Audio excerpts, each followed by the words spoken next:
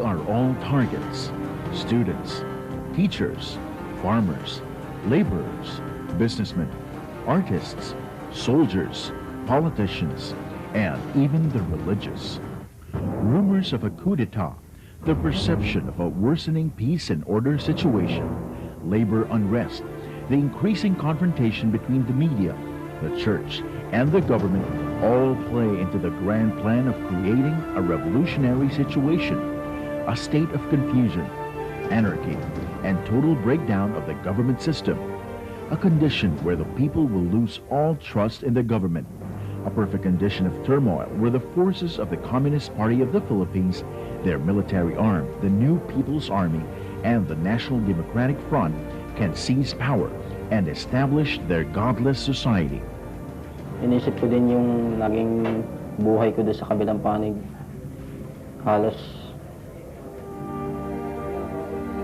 2 taon din akong nagsakripisyo. Hindi nakakasama yung pamilya ko. Nabago ang takbo ng buhay ko. Sabi ko baka ito na yung makakatulong sa akin. Yung pala, nadagdagan palala yung problema ko dahil umalis man ako. Hahanapin nila ako dahil isa na akong full-time. Karanasan nga ako dito sa Banahaw, sa Mamala. Umalis na ako noon dahil dyan nagkaroon ako ng trangkaso ng malaria. Kala nila nagbibiro ako. Ako daw ay nagdadahilan lang. Sabi ko, dito pala nagsasabi kang katotohanan, hindi ka paniniwala. Sa ako, wala akong layunin na maghasik pa ng karahasan. Hindi ako naghahamon sa kanila na talagang magbakbakan. Malabo kong ibaba ng NPA ang armas. Kasi ang solusyon talagang nakikita ay armado. Kailangan ibagsak ang gobyerno. Ganun ang prinsipyo ng kilusan. The main objective of the CPP, NPA, NDF are to topple the present democratic government and replace it with its own communist dictatorial government and abolish all rights and freedoms of our people, including our Christianity and all forms of religion. To seize power, the CPP, NPA, NDF uses the People's Protracted War Strategy.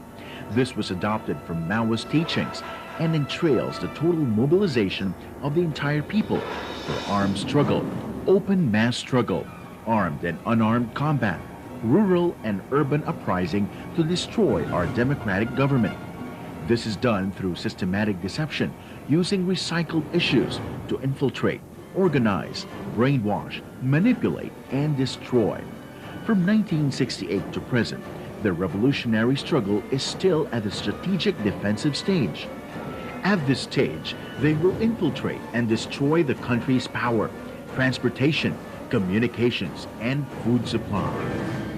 In a concerted effort to destabilize the government, the communists will further capitalize on critical factors that threaten their national security, such as organized syndicated criminals, religious civic radicals, unscrupulous politicians, and secessionist movements. The nature of the communist propaganda is to agitate. The propaganda objective of the National Democratic Front, or NDF, is to make the people hate the government by presenting recycled issues and twisting them to lay blame on the system. By constant repetition, their lies are slowly accepted as the truth. Once the minds of the people are affected by their propaganda, the organizational work will follow through their sectoral front organizations. Then after that, mobilization either in the form of rallies, demonstrations, sympathy strikes, and other forms of mass actions. The communists call this the tempering stage in preparation for armed struggle. It is not by force of arms that the communists bring a country down. It is by manipulating public opinion to their advantage. This manipulation of the mind is also the communist tool in deceptive recruitment. When a certain factory is targeted, infiltrators are made to apply for employment. If this is not possible, they will befriend an employee of the factory. Once they become friends, the communists will start asking about the working conditions about the factory, the owners of the factory, and most of all, the problems of the workers. To the common laborer, these are innocent questions, but the communists are actually conducting a social investigation, or SI. The SI is very important for them because based on the pieces of information gathered, they will conduct the so-called class analysis.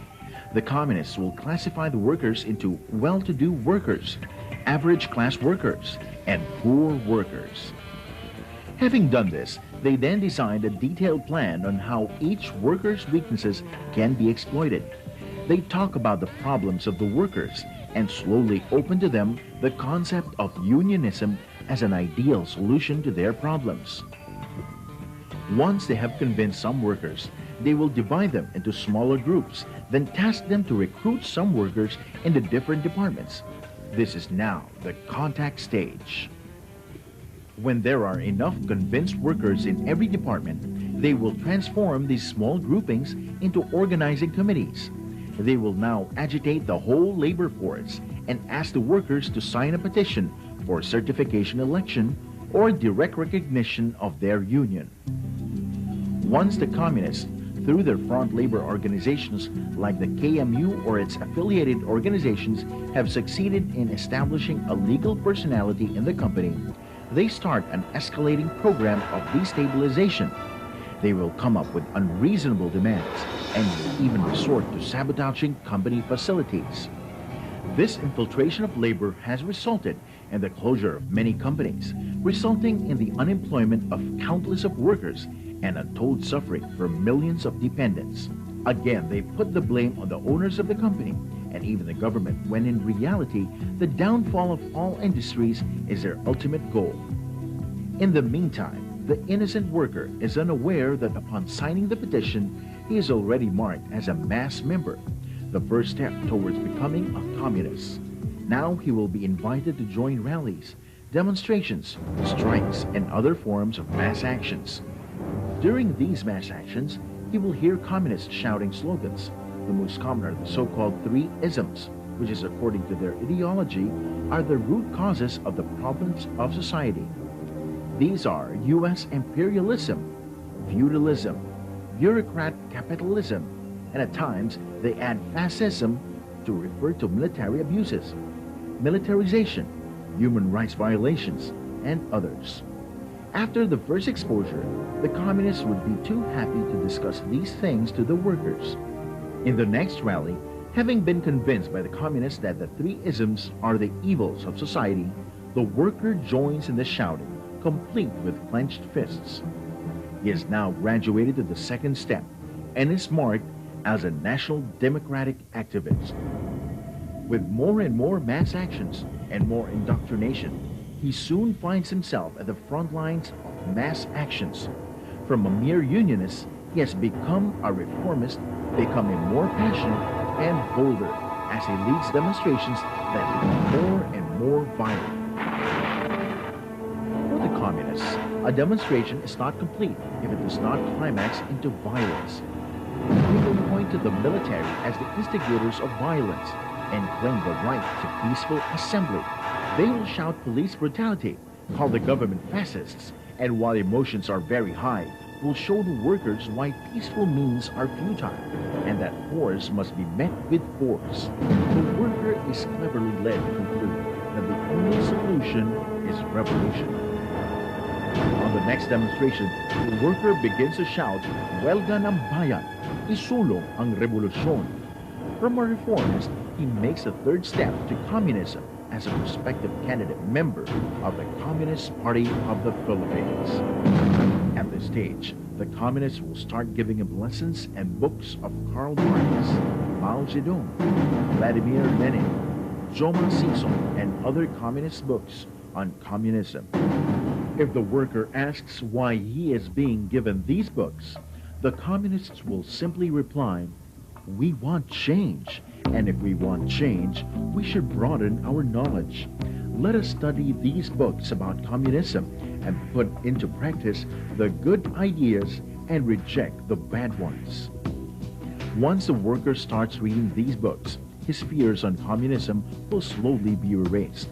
He will start to appreciate the theories of Marx, Lenin, and Mao.